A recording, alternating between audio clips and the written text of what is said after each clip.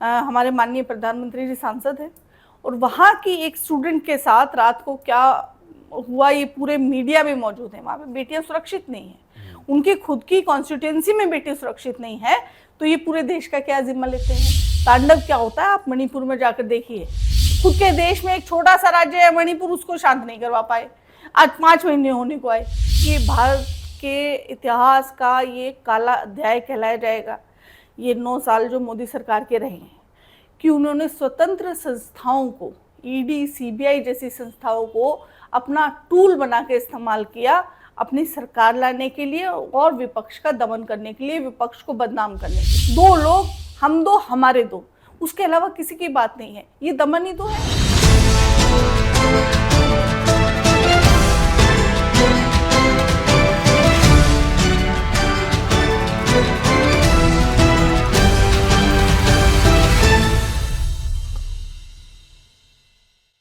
All India Congress committee ने अपनी राष्ट्रीय प्रवक्ता रितु चौधरी को बीकानेर संभाग की 24 सीटों की जिम्मेदारी सौंपी है।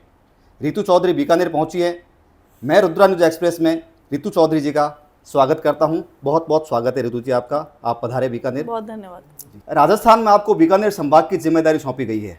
पहले तो अपन बात करें पूरे राजस्थान की, आपको कैसा माहौल लगता है राजस्थान में कांग्रेस के लिहाज से?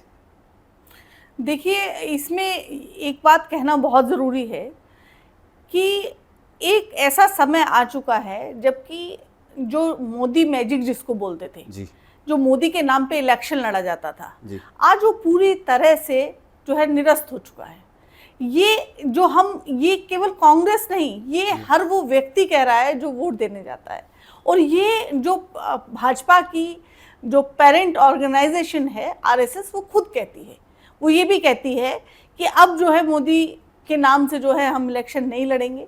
अब जो है काम के बदले या स्थानीय जो लोकल जो लीडर्स हैं उनका नाम लेके आइए, जो कि मोदी जी इस चीज़ को अभी तक अंदर समाहित नहीं कर पाए हैं, इस चीज़ को एक्सेप्ट नहीं कर पा रहे हैं कि उनके खिलाफ जो है एक विरोधी लहर चल चुकी है, ना केवल पूरे देश में बल्कि उनके खुद के संगठन में भी। तो आपके इस जवाब का मतलब ये हुआ कि मोदी का चेहरा सब जगह नहीं चलेगा जी, और आपको राजस्थान में भी कोई न कोई लोकल लीडर चाहिए या लोकल चेहरा चाहिए। और मोटे तौर पे आप ये कहना चाहते हैं कि भाजपा के पास राजस्थान में अपना कोई चेहरा नहीं है? देखिए, चेहरा राजस्थान के पास बहुत चेहरे हैं। राजस्थान के पास तो बहुत सशक्त चेहरा था, महिला शक्ति का चेहरा था, जो कि मोदी जी ने उसका दमन किया। जो नारी सम्मान की बात करते हैं, महिला शक्ति की बात करते हैं, वो राजस्थान में ही उन्होंने जो है जो महिला शक्ति जो नेतृत्व था उसका दमन करने का काम किया। ये जो विरोधाभास है भाजपा की नीतियों का, कि एक तरफ जो है वो महिला शक्ति की बात करते हैं, एक तरफ महिला वंदन की बात करते हैं और दूसरी तरफ वही महिला का दमन भी कर रहे हैं, तो ये जो है ये जनता मूर्ख थोड़ी है। ये जनता सब समझती है कि उनके जो है जो महिला शक्ति थी भाजपा की, उसका किस प्रकार से दमन किया गया। उसका बदला भी तो राजस्थान की जनता लेगी। क्या गुजरात लॉबी हर जगह तो नहीं चलेगी? राजस्थान का अपना अलग सम्मान है, हर राज्य का अपना अलग एक आत्म सम्मान होता है। अगर आप उस आत्म सम्मान को कुचल के और सरकार बनाने की सोचेंगे तो वो नहीं चलने वाला। और जनता मूर्ख नहीं है, ये वही जनता है जो आपको जो है फर्श से लेकर अर्श पर पहुंचाती है, वो जनता सब समझती है। लेकिन बात जब महिला सम्मान की कर रही हैं आप, और जब कह रही हैं कि राजस्थान के महिला चेहरे को उन्होंने नज़रअंदाज कर दिया या दरकिनार कर दिया, लेकिन राजस्थान में जब भाजपा चुनाव लड़ रही है तो उसके पास बड़ा इश्यू ये है कि वो हम महिला आरक्षण बिल लेके आए हैं, तो उस आरक्षण बिल का बीजेपी को कितना फ़ायदा मिलेगा? देखिए, एक वो है कि मैं आपको जो है अभी चाय दूं कि आप ये चाय है जो आपके सामने रखी है, पी लो।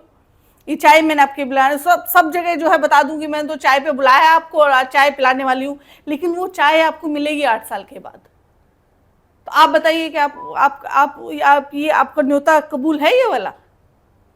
ये जो है ये केवल और केवल एक शगुफा है, एक इनका जो जुमला जिसको बोलते हैं वो है। आपको याद होगा कि महाराष्ट्र में इंडिया गठबंधन की मीटिंग हुई, उसके फौरन बाद जो है इनके हाथों के तोते उड़ते हैं।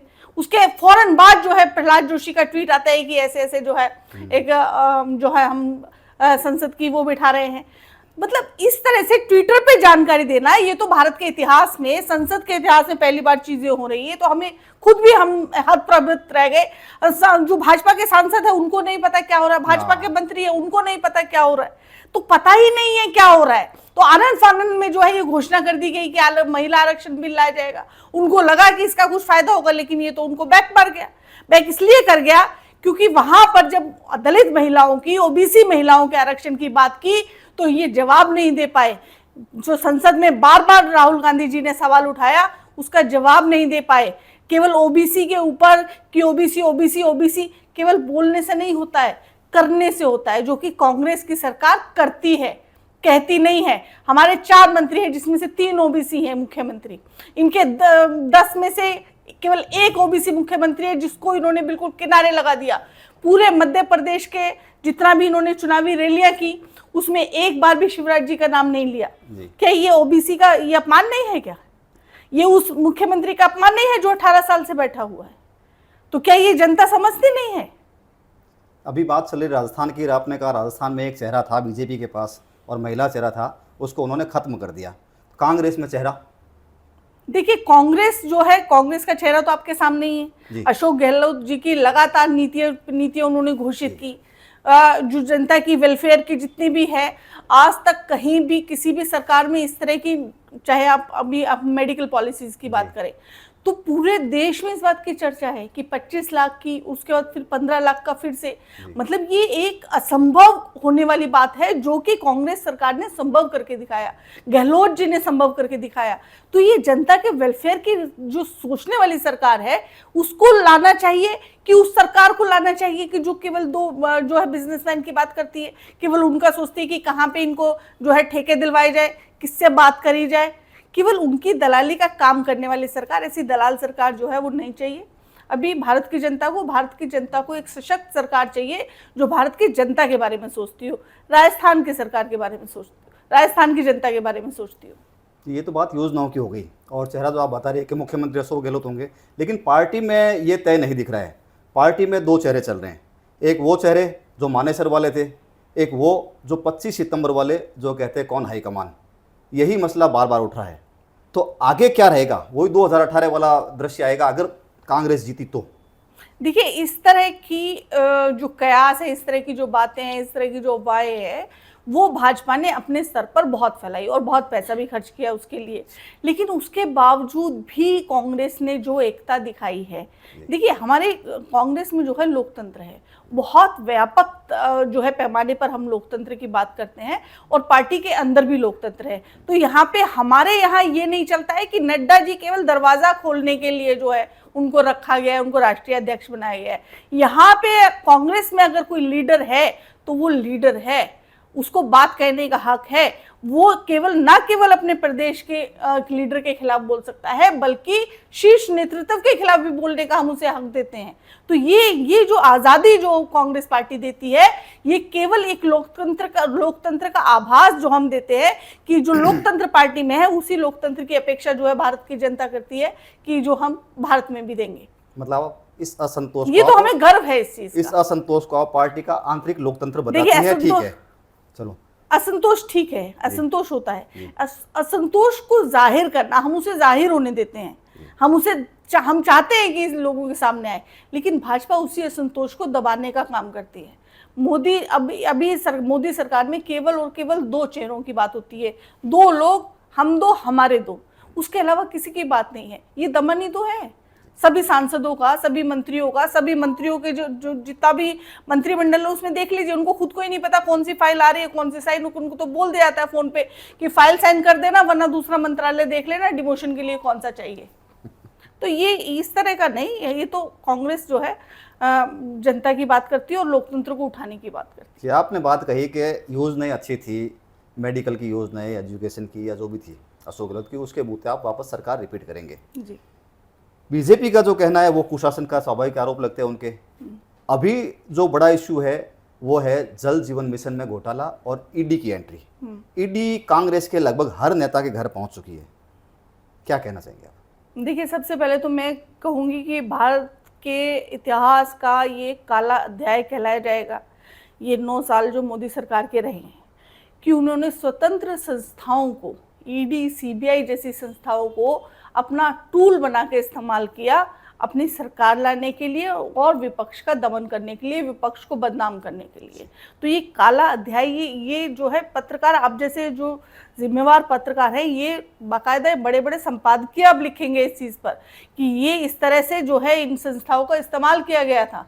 अब देखिए कि पूरी जो भाजपा का दूध की धुली हुई है, यह राजा हरिश्चंद्र के खानदान की है कि उन्होंने कोई गलत काम नहीं किया। और ये कैसे कि 70,000 करोड़ का घोटाला जिस पर बताते हैं, फिर उसी को वित्त मंत्री भी बना देते हैं, और वो जो जिन पे घोटाले हैं उनको मुख्यमंत्री बना देते हैं।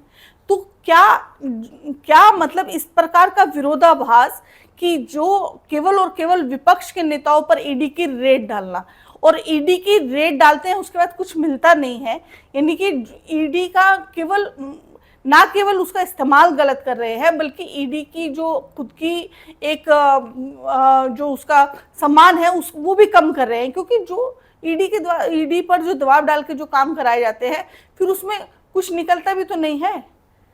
ईडी ने आज तक जितनी भी रेड डाली है उसकी कितनी परसेंटेज आपको बताओ, 94% के आसपास जो है वो सारी जो है वो गलत निकली है।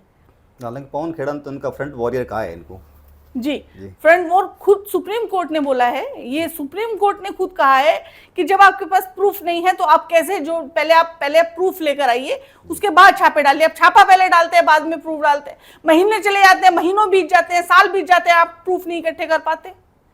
तो केवल और केवल बदनाम करने की ये इनकी साजिश है। पूरा जो है जो इनका जो सरकार है वो सरकार नहीं चला रही, एक्चुअली इवेंट मैनेजमेंट और कॉर्पोरेट हाउस चला रहे हैं। भाजपा का जो दूसरा हमला है, जो पहले तो कुशासन पे और भ्रष्टाचार पे कर रहे हैं, दूसरी बात वो लाते हैं हिंदुत्व की। कल ही राजनाथ सिंह जी का एक बयान आया, उन्होंने कहा कि सांप्रदायिक तत्व तांडव मचा रहे हैं राजस्थान में, अगर ऐसे हालात उत्तर प्रदेश में होते तो हम ... जय श्री राम कर देते। क्या कहेंगे, उत्तर प्रदेश में हालात ठीक है?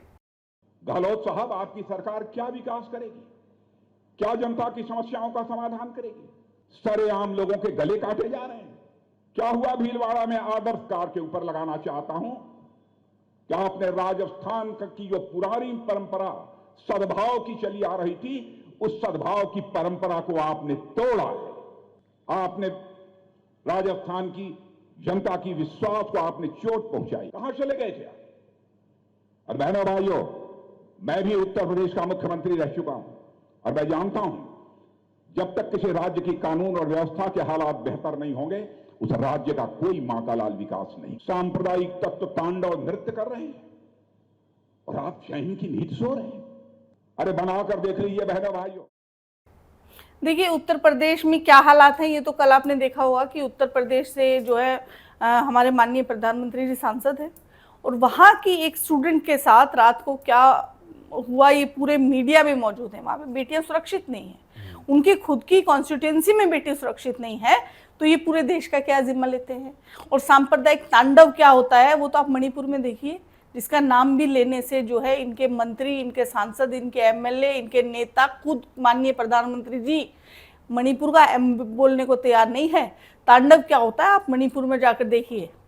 यहाँ से बैठ के रूस और यूक्रेन का युद्ध रुकवाने का दावा करने वाले कितना सा मणिपुर है, इतना सा मणिपुर है, उस मणिपुर को उसमें हिंसा नहीं रुकवा पा रहे हैं। ये है महामानव, ये है विश्वगुरु की, जो कि अपने खुद के राज्य में बेटियां सुरक्षित नहीं है। खुद के देश में एक छोटा सा राज्य है मणिपुर, उसको शांत नहीं करवा पाए, आज 5 महीने होने को आए। ये देख लीजिए आप। और रही यूपी की बात, तो यूपी में कल तक बोलते थे कि सारे अपराधियों को मैं जो है उनका नाश कर दूंगा, और अपराधियों को संरक्षण देने वाली सरकार के तौर पे जो है उनका पूरा जो देश में जो नाम है कि योगी सरकार में केवल और केवल अपराधियों का जो है संरक्षण किया जाता है। किसका नाम लूं? वो जो क्रिकेट खेलते हैं उनका नाम लूं, कि वो जो मतलब तमाम तरह के जितने भी मतलब जो गुंडागर्दी माफिया है उनको अपनी गोदी में बिठाकर बैठे हुए हैं योगी जी। आप जिस संभाग की प्रभारी हैं, बीकानेर संभाग की प्रभारी आपको बनाया गया है, 24 सीटें यहाँ पे, कांग्रेस के पास अभी 10 है पिछले चुनाव से। क्या लगता है अब कैसा रहेगा? देखिए, हमें ऐसा लगता है कि अभी जो बीकानेर की जनता है वो इस चीज़ को समझती है कि अगर आपको झूठ, फरेब और धर्म की राजनीति, जात पात की राजनीति से अगर आपको निजात चाहिए तो आपको जो है कांग्रेस की सरकार लानी चाहिए, जो कि युवाओं की बात करती है, रोजगार की बात करती है, शिक्षा की बात करती है, स्वास्थ्य की बात करती है, बुजुर्गों की बात करती है और महिला के अधिकारों की बात करती है और महिलाओं को आर्थिक रूप से सशक्त बनाने की बात करती है। ये बात कांग्रेस की सरकार करती है। तो जनता भी ये समझती है कि ये धर्म जो है, धर्म का मुद्दा हुआ, हिंदुत्व का मुद्दा हुआ, या जात पात की राजनीति हुई, आपस में लड़ाने की बात हुई, ये बहुत ज़्यादा चलने वाली नहीं है। तो इनकी काठ की हांडी जो है वो 2 बार चढ़ चुकी है, अब तीसरी बार चढ़ने वाली ही नहीं। और बीकानेर की जनता बखूबी ये चीज़ समझती है। वही जनता ये तब समझेंगी जब आपके नेता और कार्यकर्ता जाके उन्हें समझाएंगे। नेता और कार्यकर्ता टिकट वितरण से ही असंतुष्ट हैं। बीकानेर में बड़ी बगावत दिख रही है। पूर्व मंत्री वीरेंद्र बेनीवाल बागी होकर खड़े हो गए हैं। एक पूर्व विधायक पार्टी छोड़ गए, आरएलपी से कौलायत में खड़े हैं। एक अल्पसंख्यक नेता छोड़ गए हैं। तो इस असंतोष और इस बगावत को कैसे थामेंगे आपकी पार्टी? देखिए, जब भी चुनाव आता है, आप तो बड़े पत्रकार हैं, आप इस चीज़ को बखूबी समझते हैं। जब भी कोई चुनाव आता है, थोड़े बहुत विरोध के स्वर उठना स्वाभाविक है। और ये केवल स्वर जो है हमारी पार्टी में नहीं उठ रहे हैं, भाजपा में तो इतने उठ रहे हैं कि वो तो मतलब उनको तो पूरे मतलब बदनामी हो रही तरीके से, मतलब काले झंडे दिखाए जा रहे हैं, मारपीट हो रही है, आपस में रस्साकशी हो रही है। तो इस प्रकार के जो है थोड़े बहुत विरोध के स्वर उठते हैं, वो इस चीज़ को हम भी समझते हैं। और हमारी पार्टी का ये आपस का घरेलू मामला है जिसको हम आपस में सुलझा लेंगे। तो ये रितु चौधरी जी ये मानती हैं कि हमारी पार्टी का आपस का मसला है, घरेलू है, इसको संभाल लेंगे। और राजस्थान में इनका ये मानना है कि अशोक गहलोत सरकार फिर से रिपीट होगी। बिल्कुल होगी। बहुत बहुत धन्यवाद रितु जी आपका, अपने समय दिया हमें। Rudra news Thank you express so much. परिवार आपका बहुत बहुत स्वागत करता है, अभिवादन करता है।